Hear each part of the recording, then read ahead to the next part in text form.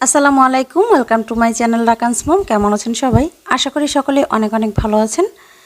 ডিম আর শুকনো মরিচ দিয়ে এত সুন্দর রেসিপি তৈরি করা যায় আগে আমার জানা ছিল না। আমার মনে হয় এই রেসিপিটি সম্বন্ধে 90% লোকই জানে না। চলুন রেসিপিটি দেখে নেওয়া যাক। চুলায় একটি প্যান বসিয়ে এখানে আমি 2 টেবিল চামচের মতো সয়াবিন তেল দিয়ে দিচ্ছি একটি বড় সাইজের পেঁয়াজ কুচি করে। তো পেঁয়াজটিকে খুব ভালো করে ভেজে নিতে হবে।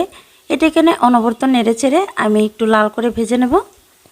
এখানে আমি তেলের পরিমাণটা কম দিয়েছি, কারণ আমি 4টি ডিম দিয়ে রেসিপিটি তৈরি করব। এই কারণে আপনারা যদি ডিমের পরিমাণটা বাড়িয়ে দেন, অবশ্যই তেলের পরিমাণটা একটু বাড়িয়ে দিবেন।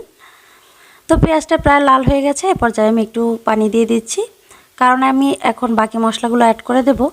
বাকি মশলাগুলো যাতে পুড়ে না যায়, এই কারণে আমি পানিটা দিয়েছি। এর সাথে এখন আমি অ্যাড করে দেব একটি টমেটো পেস্ট। তো টমেটোটা আমি পাটায় বেটে নিয়েছি।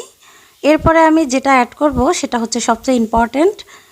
তো আমি যে শুকনো মরিচগুলো দেখিয়েছিলাম, এর থেকে আমি 3টি মরিচ বেটে নিয়েছি। আমি যে মরিচগুলো নিয়েছিলাম এগুলো খুব ঝাল, এই কারণে আমি মরিচের পরিমাণটা একটু কম নিয়েছি। এর সাথে আমি অ্যাড করে দিচ্ছি হাফ চা চামচ হলুদের গুঁড়ো।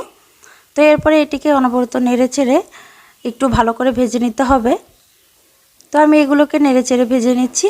মশলাটা খুব ভালো করে ভেজে নিতে হবে, কারণ আমি যেই রেসিপিটা তৈরি করব এটি ঝোল দেওয়ার পরে আমি এটিকে বেশিক্ষণ জাল করব না। এই কারণে আমি আগে মশলাটা খুব ভালো করে জাল করে নেব। এই রেসিপিটা তৈরি করার ক্ষেত্রে আপনারা চেষ্টা করবেন শুকনো মরিচটা বেটে দেওয়ার, কারণ গুঁড়ো মরিচ দিয়ে রেসিপিটা তৈরি করলে এত বেশি মজার হবে না। আমি এর সাথে আরও একটু পানি অ্যাড করে আরও কিছুক্ষণ কষিয়ে নেব মশলাটিকে।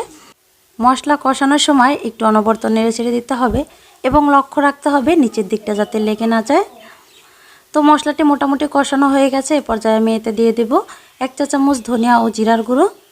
ধনিয়া ও জিরার গুঁড়ো দেওয়ার ফলে এই তরকারিটা থেকে অন্যরকম একটা ফ্লেভার আসবে এবং খেতে এটা দারুণ হয়। তো আমি এরপরে এটাকে আরেকটু নেড়েচেড়ে এ পর্যায়ে আমি এতে পানি অ্যাড করে দেব। এখানে আমি 1.5 কাপের মতো পানি দিয়ে দিচ্ছি। আমি যেহেতু 4টি ডিম রান্না করব, তাই পানির পরিমাণটাও কমিয়ে দিয়েছি। তো এরপর পানিটা যখন একদম ফুটে আসবে, তখন ডিমগুলো আস্তে আস্তে ভেঙে দিতে হবে। পানিটা খুব সুন্দর করে ফুটে উঠেছে। এই পর্যায়ে আমি ডিমগুলো আস্তে আস্তে দিয়ে দিচ্ছি।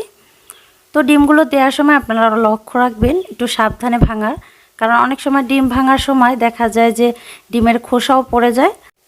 এই বিষয়টা একটু অবশ্যই লক্ষ্য রাখবেন এবং ডিমগুলো একটু আলাদা আলাদা করে দিতে হবে, একসাথে দেয়া যাবে না। তো এরপরে সামান্য পরিমাণে একটু লবণ আমি ডিমের উপরে ছিটিয়ে দিচ্ছি। ঢাকনা দিয়ে ঢেকে এটিকে চুলাটা বন্ধ করে রেখে দিতে হবে 3 মিনিটের মতো। 3 মিনিট চুলাটা বন্ধ করে 2 মিনিট এটিকে জাল করে নিতে হবে ঢাকা অবস্থায়। এবার ঢাকনাটি খুলে আমি ডিমগুলোকে উল্টে দেব একটি একটি করে। ঢাকনা দিয়ে ঢেকে চুলাটা বন্ধ করে দেওয়ার কারণ হচ্ছে ডিমের যে কুসুমটা এটা যাতে বের হয়ে না যায়, এই কারণে আমি ঢাকনাটা দিয়ে ঢেকে চুলাটা বন্ধ করে দিয়েছি। এবং দেখেন কত সুন্দর করে ডিমের সাদা অংশটা ডিমের কুসুমটাকে কভার করে রেখেছে এবং মশলাটাও খুব ভালোভাবে ডিমের ভিতরে ঢুকেছে। এ পর্যায়ে এটাকে নেড়েচেড়ে আমি 5-6 মিনিটের মতো জাল করে নেব, তাহলেই হয়ে যাবে। চুলাটা বন্ধ করার আগে অবশ্যই লবণটা টেস্ট করে নেবেন, লবণটা যাতে ঠিকমতো হয়।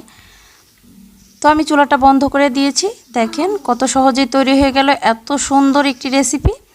এই রেসিপিটি যদি আপনারা একবার বাসায় ট্রাই করেন, আপনার ডিম এইভাবেই খেতে পছন্দ করবেন, আমি এটা নিশ্চিত করে বলতে পারি। তো আজকের ভিডিওটি যদি আপনাদের কাছে একটু হলেও ভালো লেগে থাকে, তাহলে প্লিজ লাইক, কমেন্ট ও শেয়ার করবেন।